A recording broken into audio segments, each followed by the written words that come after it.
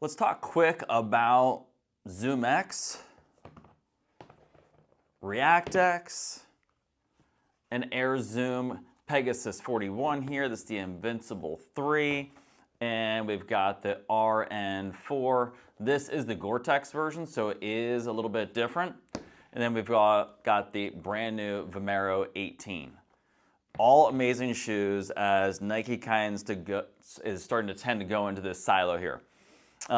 With the Pegasus, the Vomero, and the Structure, which I don't have here. But let's talk about these real quick. The new Vomero just came out 2025 this year, and I gotta tell you, I absolutely love it. I think they did a fantastic job with this shoe. Well, let's kind of backtrack a little bit. So, the Invincible came out last year, the 3, which was the big ZoomX, a big upgrade from the Infinity beforehand, and a launch into Nike's kind of big, squishy running shoe that gives a lot of energy return and a lot of bounce to it, a lot of absorption to the ground. And we've seen that with Hoka and everything, and everybody getting into this big absorption into the ground. But Nike still stays true to the Pegasus. This is the 41. I think they did a great job with the 41. I honestly didn't like the 39 or the 40 much at all. The 41, they did a great job. They brought in the React on this shoe here, still having the Air Zoom up front in the forefoot, but gave a little bit more cushion in the heel. I know I'm jumping all over the place here, but there's a lot to talk about in each of these shoes. So first, I want to start with the Infinity. Like I mentioned, this is the Gore-Tex version.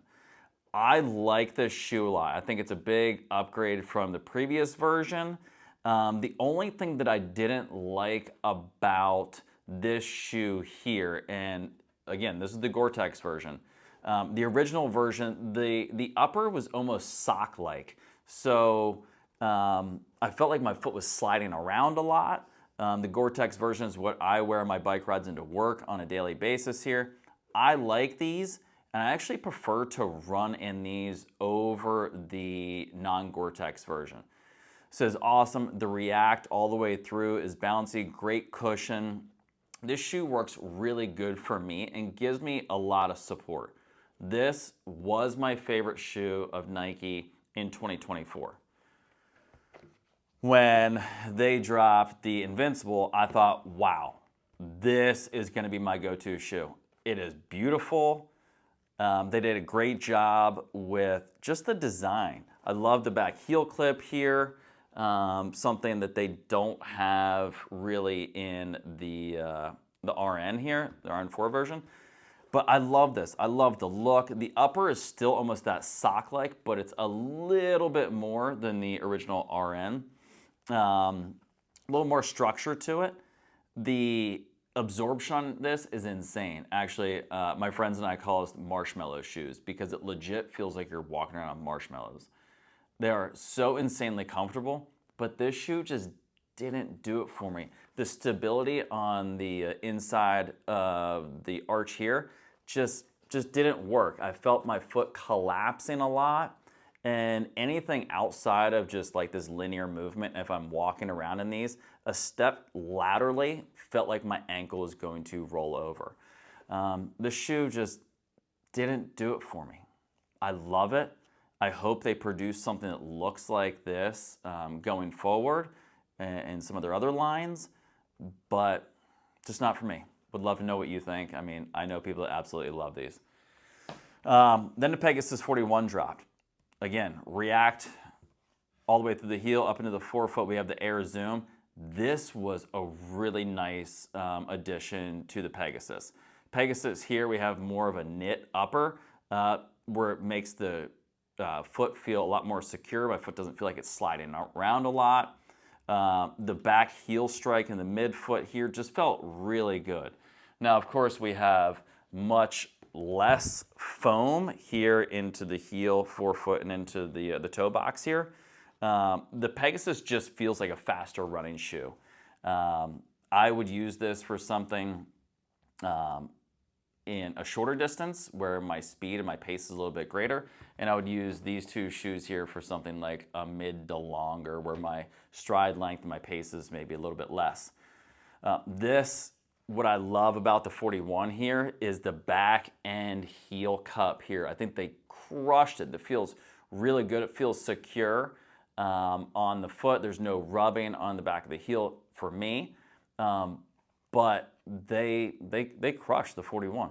I love this. I think it's great. Like I said, I didn't wear the 39s or 40s. They just didn't feel good. The absorption, the energy return just wasn't there. So this awesome shoe, shorter runs for me, shorter, faster runs for me. This is my all-around shoe. Again, I also have this in the non-Gore-Tex, but prefer the Gore-Tex on this one.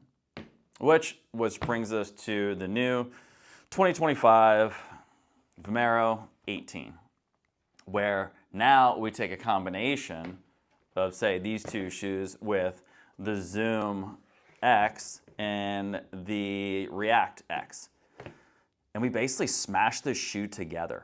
In my opinion, that's my kind of take on this, where you can see that what they put on the back right here, they've got the ZoomX on top and React on the bottom. And I think that is absolutely brilliant. The ZoomX is, like I mentioned, like marshmallows. The React feels like you actually have more energy return from it. So I think stacking them on top of each other, where you get that good cushion from the X or the ZoomX, and then the React, the energy return from the ground into the foot, it's brilliant. They knocked this shoe out of the park. The upper, a lot like the Pegasus here. Not that sock, that fly knit. Here you have more of like the mesh knit area, which gives the shoe or the upper a lot more stability. And then no heel clip here, but this added little bridge here I think does a good amount. And if you look at the padding here, this is probably the only downside of this shoe.